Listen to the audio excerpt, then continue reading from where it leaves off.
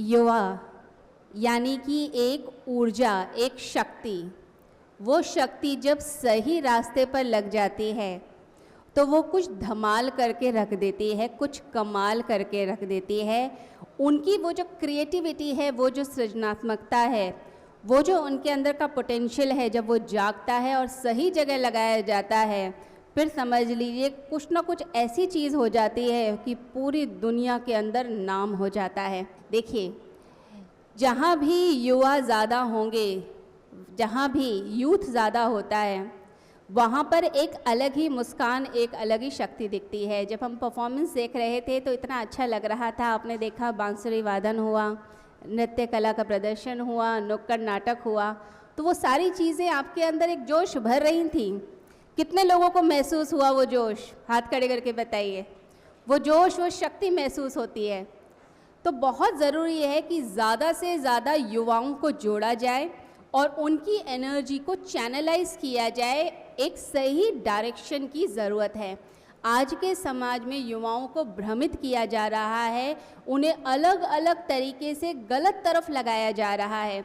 कोई उन्हें धर्म के नाम पे भटका रहा है, कोई उन्हें अपने प्रोडक्ट्स को बेचने के नाम पे भटका रहा है। नई नई चीज़ें दिखाई जाती हैं कि तुम्हें इसकी बहुत ज़रूरत है, तुम अगर ये क्रीम लगाओगे, तुम ऐसे कपड़े पहनोगे, ब्रांडेड गाड़ियाँ लोगे, तो शायद तुम ज़िंदगी में बहुत बड़े आदमी बन जाओगे।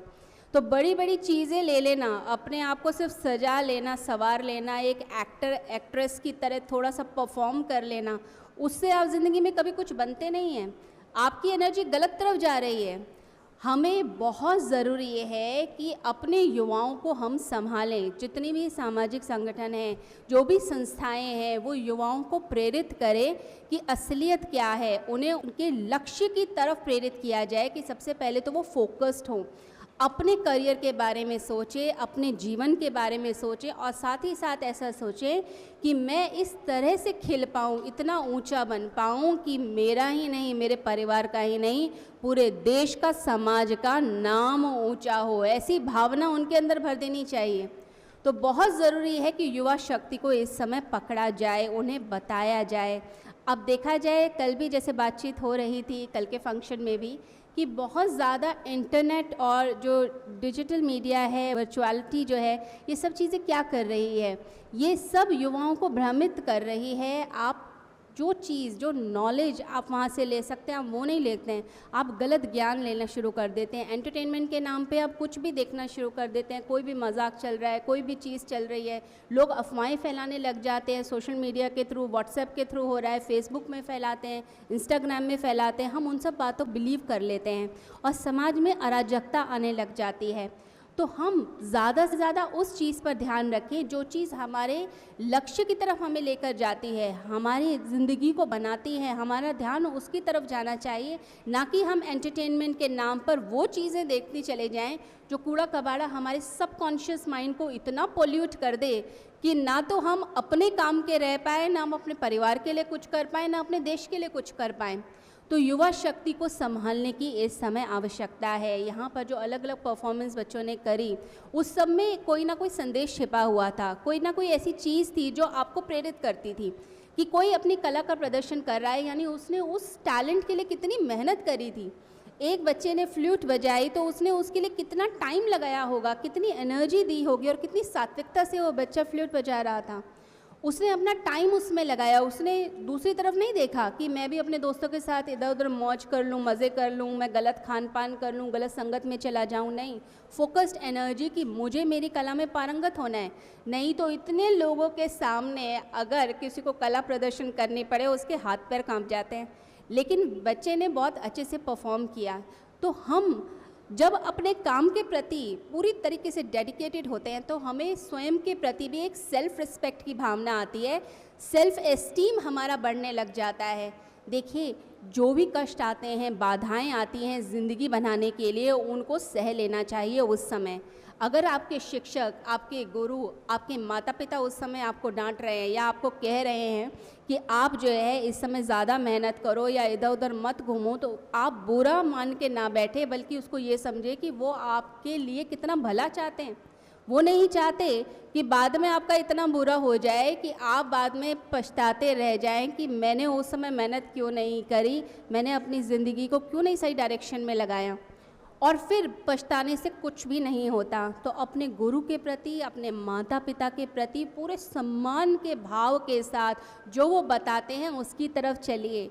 अब एक नुक्कड़ नाटिका के अंदर जिसे बताया जा रहा था, बच्चे कंप्यूटर पे लगे हुए हैं, सारा दिन उसी में देख रहे हैं, क्या देखते हैं कुछ पता ही नहीं चल रहा है पेरेंट्स को।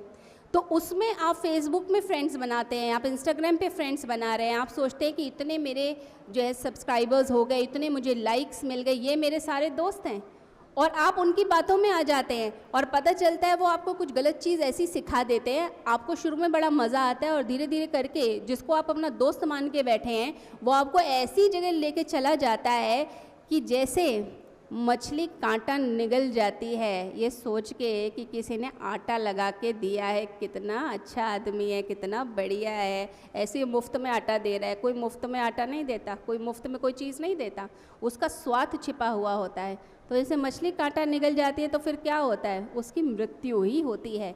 ऐसे ही बहुत सारे लोग जो है ऑनलाइन जो चीज़ें आ रही हैं उसमें ऐसा फंस जाते हैं उनके जाल में कि उससे निकलना बड़ा भारी पड़ जाता है। तो हमें बहुत ज़रूरत है कि हम अपने बच्चों के साथ समय दें। पेरेंट्स के लिए भी ये बहुत ज़रूरी है कि वो अपने बच्चों के साथ बैठें ज़रूर। आप जो है सिर्फ सोचेंगे कि बच्चों के साथ हम बैठे नहीं, बात नहीं करें, उनकी दिल की बात नहीं सुने, क्या उनकी ज़िंदगी में चलता है आप पूछे ही नहीं, और फिर उन पे आदर्श थोपने की कोशिश करेंगे तो भी बच्चा बिगड़ जाता है।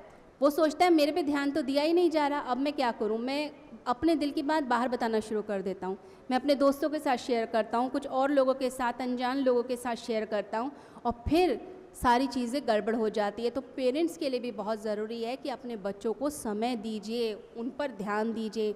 वो बहुत कीमती हैं आपके लिए, बहुत वैल्यूएबल हैं, क्योंकि कई बार बच्चे भोले होते हैं, उन्हें पता नहीं चलता कि उनके साथ कोई गेम खेला जा रहा है या उनको भरमाया जा रहा है। तो पेरेंट्स की रिस्पॉन्सिबिलिटी है इस समय कि माता पिता भी जागरूक हों और जानते रहें कि बच्चा आपका क्या देखता है कंप्यूटर में सारा दिन, फ़ोन में सारा दिन क्या देखता है, पढ़ाई क्या कर रहा है, उसके फ्रेंड्स कैसे हैं, उसकी संगत कैसी है।